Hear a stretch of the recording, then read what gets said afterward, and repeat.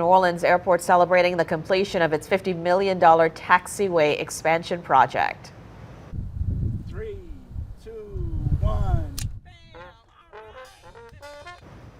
That was the scene at Armstrong International. The FAA fully funded this infrastructure improvement.